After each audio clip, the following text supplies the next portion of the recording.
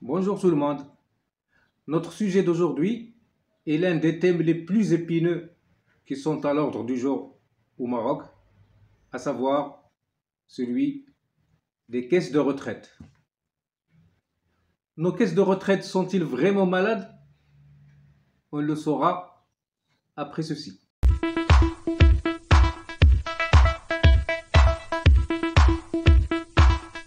Pour comprendre l'état de santé des caisses de retraite, il faut d'abord comprendre leur fonctionnement.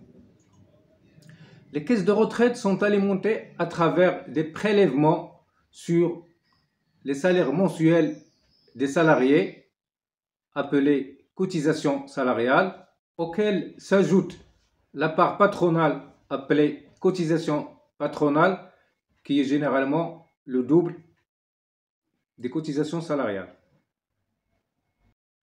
C'est donc grâce aux cotisations de la population active que les caisses de retraite financent les pensions des gens en retraite. On assiste donc au principe de solidarité.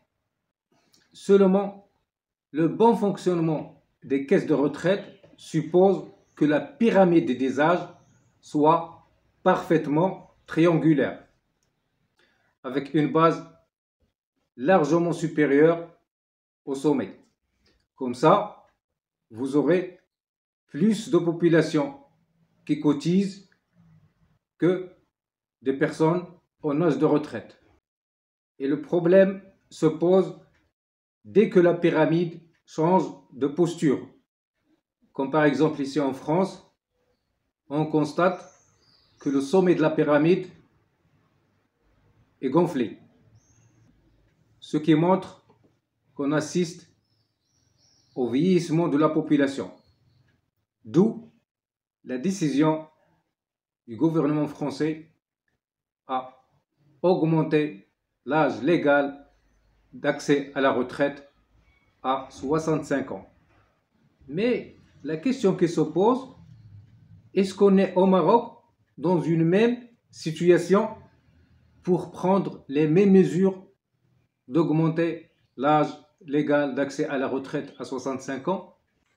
Certes, l'évolution démographique affiche une baisse progressive de la population jeune entre 15 et 59 ans à partir de 2040. Il sera 24,9 millions en 2040 et passera à seulement 24,1 millions en 2050. Mais on est toujours loin d'être dans une même situation qu'en France pour mettre en cause la pyramide des âges et prendre des mesures aussi drastiques que celle d'augmenter l'âge légal d'accès à la retraite à 65 ans. Et il suffit de regarder les deux pyramides pour déduire qu'il n'y a aucun lien de comparaison entre les deux situations. Pour analyser le déficit des caisses de retraite, il faut chercher ailleurs et dévoiler les défaillances et les dysfonctionnements dont faisaient objet ces caisses de retraite depuis longtemps. Tout d'abord, il faut signaler le vide juridique qui a caractérisé les caisses de retraite depuis 1958, quand la CDG commence à gérer les fonds de ces caisses. Et ce vide juridique a fait que la gestion de ces fonds était plus ou moins anarchique et loin de tout contrôle rigoureux. La CDG, on le sait, c'est l'organisme qui gère l'épargne à long terme au Maroc. Quand on parle de l'épargne, on parle des réserves de la CNSS, de la Caisse d'épargne nationale, des fonds de consignation et des fonds émanant des professions juridiques. Ces fonds sont gérés et investis contre une rémunération de 3,3%. Deuxième point à l'origine de cette défaillance, c'est l'interférence et l'étanchéité entre les pensions de retraite civiles et celles des militaires, qui fait que pendant un certain moment, les pensions de retraite des militaires sont décaissées des caisses de retraite des civils sans que l'État ne débourse un sou. Troisième point, c'est le retard chronique enregistré sur les contributions de l'État aux pensions de retraite des parlementaires. Quatrième point, c'est la bureaucratie et la lourdeur administrative qui a caractérisé la gestion de ces caisses et qui ont fait qu'on gère les risques instantanés au lieu d'étudier la pérennité des régimes de retraite. Le cinquième point à l'origine de cette défaillance, c'est l'augmentation de l'effectif des retraités par rapport à l'effectif des affiliés, suite aux vagues des départs volontaires et des départs anticipés qui ont fait qu'en 1986, on avait 12 actifs pour un retraité contre 6 actifs pour un retraité en l'an 2000 et seulement 2,23 actifs pour un retraité en 2016. Tout ceci n'a pas été aggravé à cause du renversement de la pyramide des âges, comme certains le font savoir, mais à cause de la faiblesse du taux d'emploi et du taux d'affiliation, puisque le chômage n'a jamais été absorbé complètement au Maroc.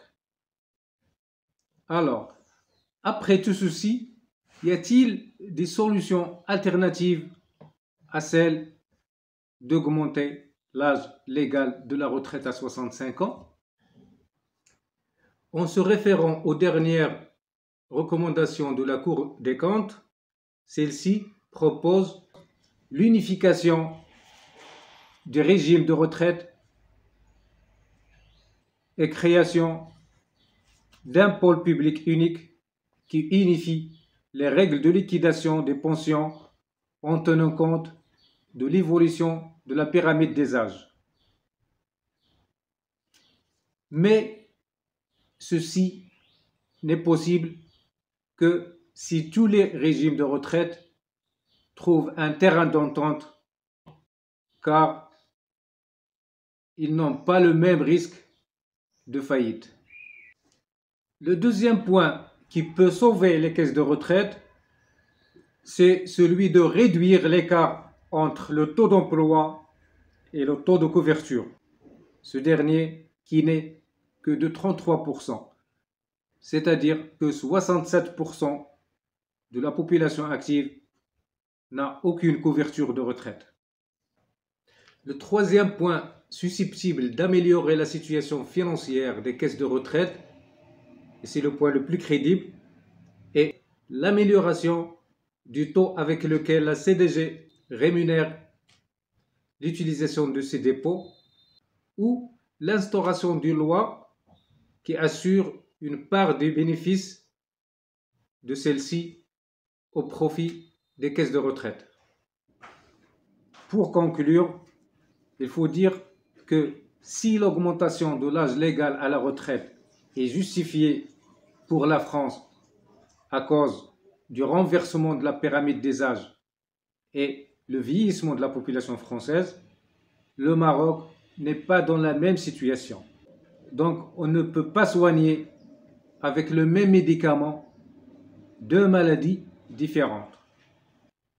Si on ne cesse à chaque fois d'augmenter l'âge légal d'accès à la retraite, dont certains spécialistes disent que l'objectif sera de 70 ans, je me demande à quoi va servir une caisse de retraite. Et vous, Qu'est-ce que vous en pensez?